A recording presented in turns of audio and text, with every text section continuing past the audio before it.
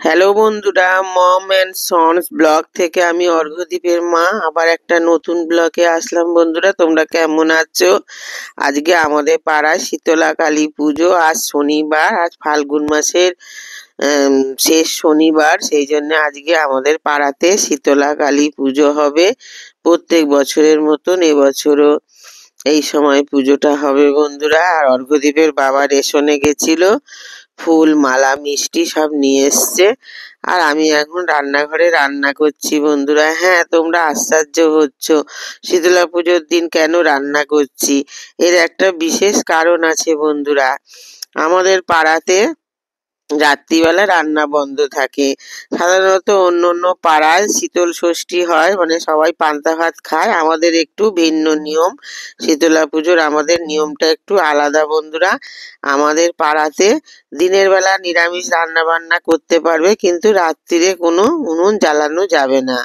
এটাই হচ্ছে, হ্যাঁ, আমাদের এখানকার নিয়ম। তার একটা বিশেষ কারণ আছে বন্ধুরা। আর মানে এখানে মা এখানে আদেশ দিয়েছিলেন একটা সময়, যে এখানে দিনের বেলা কোনো পান্তাও হবে না।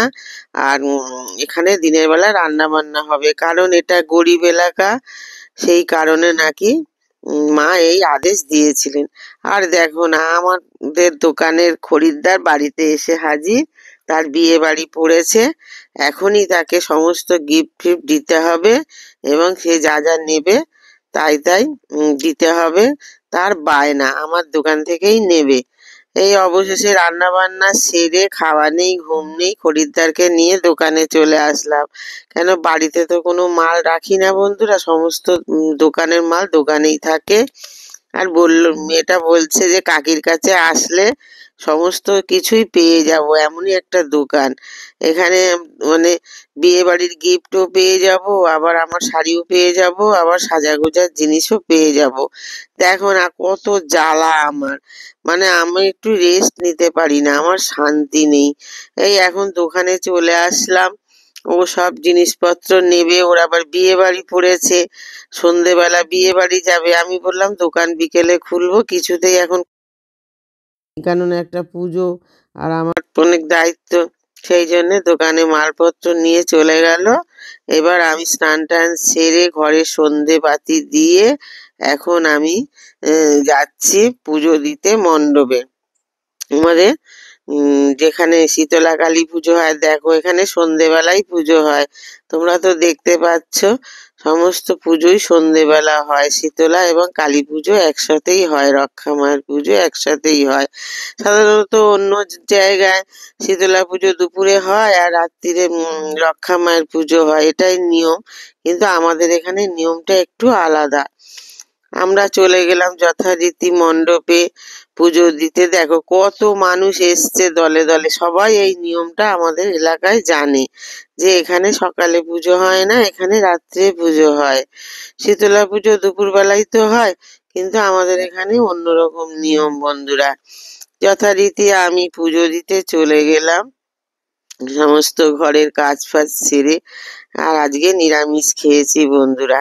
আর রাত্রিরে আমরা উনুন জ্বালাতে পারবো না, কোনো চা পর্যন্ত খেতে পারবো না, এটাই আমাদের নিয়ম।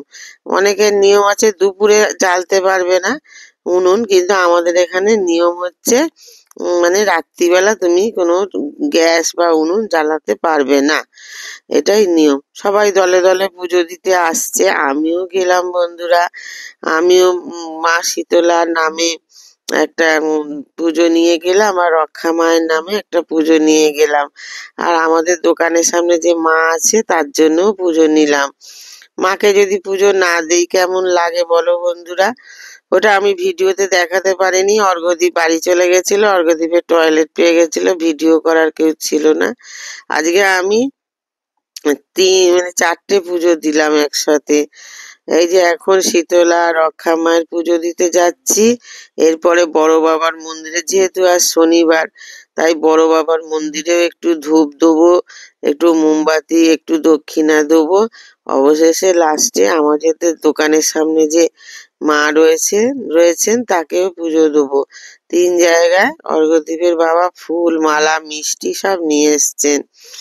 আর আমি এখন, পাড়ার ছেলেরা বসে লিখছে, কুপন দিচ্ছে, হ্যাঁ, প্রসাদ নেওয়ার জন্য কুপন দিচ্ছে, তার জন্য আমি এখানে চলে আসলাম। ফুল, মালা, মিষ্টি এদের কাছে জমা দেব। তারপরে ধূপকাঠি মোমবাতিটা আলাদাভাবে জ্বালিয়ে মাকে ধূপকাঠি মোমবাতিটা আলাদাভাবে জ্বালিয়ে দিতে হবে, মাকে আরতি করতে হবে। সেই জন্যে দুটো মা। আর এই রক্ষা মা তো বিসর্জন হয়ে যায়, সারা বছর থাকে না, কিন্তু আমার ভিডিওতে মা থেকে যাবে। আমি মাকে আমার ভিডিওতে রেখে দেবো।